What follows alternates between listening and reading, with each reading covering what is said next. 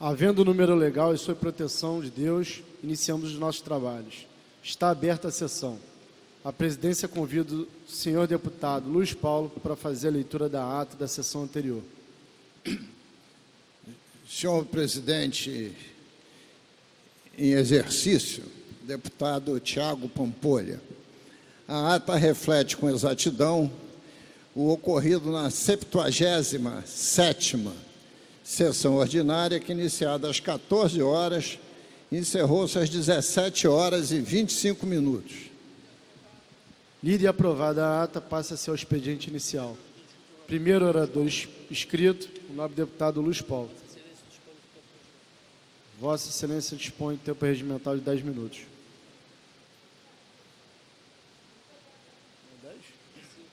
5 minutos. Senhor presidente, senhora deputada Tia Ju, duas questões absolutamente objetivas, fruto de todos os noticiários que têm saído nos jornais, na mídia de uma maneira geral. Primeiro, de qual é o papel do Conselho de Supervisão Fiscal do regime de recuperação fiscal. O Conselho é formado por 3 pessoas, indicadas respectivamente pelo Tesouro Nacional, pelo Tribunal de Contas da União e pelo Governo do Estado. Qual é a tarefa dos mesmos? Acompanhar diariamente o regime de recuperação fiscal, no sentido de suas metas e como estão se comportando cada uma dessas metas, inclusive as receitas e as despesas e o impacto que as decisões governamentais, entendendo-se como as decisões governamentais, as decisões de todos os poderes, estão impactando positiva ou negativamente o regime de recuperação fiscal. E alertar, primeiro, as autoridades governamentais, tal fato, para que esses fatos possam ser corrigidos ou compensados. Se a correção ou a compensação não ocorrer, eles vão fazer um outro relatório, encaminhando às autoridades competentes, Tesouro Nacional, Tribunal de Contas e ao próprio Governo do Estado, dizendo que o regime não está sendo respeitado. E quem decide se rompe ou não o regime é o presidente da República, assessorado pelos seus ministros e, evidentemente, discutindo com o governador do Estado do Rio de Janeiro e seus secretários. Dada essa informação, eu queria complementá-la. O regime de recuperação fiscal foi assinado em setembro de 2017, para que tivesse vigência por 3 anos. Então, ele se extingue em setembro de 2020. O governo do Estado já propôs a sua renovação por mais 3 anos, que era a intenção inicial da União e do Estado que o pactuaram. E nessa proposta tem muitas modificações. E nessa repactuação, os possíveis limites não atendidos, observado pelo Conselho, poderão vir a ser corrigidos. Por isso que a renovação é importante. Porque se examinarmos diversas metas do regime pactuado em setembro de 2017, são metas que eram impossíveis de serem atingidas. Por exemplo, a meta de redução dos restos a pagar, que só fez ao longo dos anos aumentar e não diminuir.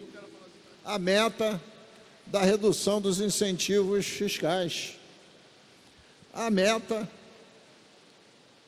do acréscimo de receitas, que não seja do royalty participação especial, que o governo do Estado não tem jurisdição específica, são fatos alheios à vontade do governo do Estado, quase todos.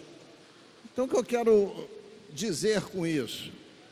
Essa discussão é exatamente da renovação para corrigir qualquer eventual erro, omissão ou aumento de despesa. E aí, botam como foco de tudo o plano de cargo-salário da UERJ, que é um cisco no tamanho do rombo que o Estado tem. Só nas contas de 18, que ontem discutimos, o déficit foi de 18 bilhões de reais. Coloca, inclusive, deputado presidente Thiago Pampolha, a Assembleia Legislativa, que estaria fazendo gastos com publicidade. Coloca o Detran. Se a gente somar isso tudo, é para ser cumprido, mas são ciscos no tamanho do rombo. Não está ali colocado. Como é que vai ser enfrentado o acordo de pagamento da dívida? Essa que é a questão central. Chegar lá em 2023, nós vamos pagar de serviço da dívida, mantido o regime como está, 21 bilhões. Presidente, 21 bilhões é a folha anual dos funcionários ativos de todo o Estado do Rio de Janeiro, de todos os poderes. É uma dívida, é um serviço da dívida absolutamente impagável. Como é que vai se enfrentar com uma economia que agora está crescendo a 1 ponto percentual, um crescimento de receita tão grande que vai propiciar pagar restos a pagar, que propicie que o Estado honre com restos a pagar, que em 2023 estará chegando aos 26 bilhões de reais. Essa, para mim, que são as questões centrais. O orçamento do ano que vem, o total da nossa receita líquida, descontado as contribuições aos municípios derivadas das obrigações constitucionais, 25% de CMS, 50% de PVA, etc., vai estar na ordem de 55 bilhões. Conta muito simples. Folha anual, 21 de ativo. Folha de inativo e pensionista, outros 21. É claro que aí ainda tem que abater a contribuição patronal, contribuição individual e até o royalty EPE. Mas a total da folha é essa. Se tiver a pagar, como está hoje, 7 bilhões de serviço da dívida, que já começamos a pagar ano que vem, não tem dinheiro para mais nada. Esses são os grandes números. E aí, o que me deixa indignado é que, em vez de você discutir os grandes números, você fica na firula. E, no fundo, você bota o foco Por exemplo, o patinho feio em geral é o UERJ. E os poderes? Eu tenho visto. Os concursos do Judiciário continuam a acontecer, do Ministério Público, etc, etc. Ah, é reposição. Sim, é reposição, porque alguns se aposentaram. Sim, mas aumentou a folha dos ativos. Então, eu acho que essa análise tem que ser uma análise muito mais profunda, com uma visão muito mais global. Então, eu queria fazer esse registro, porque começa a se espalhar um clima de terror, associado com a briga entre o governador e o presidente da República. Vai romper o regime de recuperação fiscal. Aí o Estado vai quebrar. Não vai ter dinheiro para pagar o funcionalismo. A pior das crises é aquela que você se angustia antes mesmo que ela aconteça, que gera uma ansiedade brutal, porque tem muito pouco tempo que o funcionalismo já viveu todo esse drama. Então, eu queria fazer só, senhor presidente, essas observações. Muito obrigado. Não havendo mais oradores inscritos, a presidência suspende os trabalhos até às 15 horas, quando retornaremos com a ordem do dia. Está suspensa a sessão.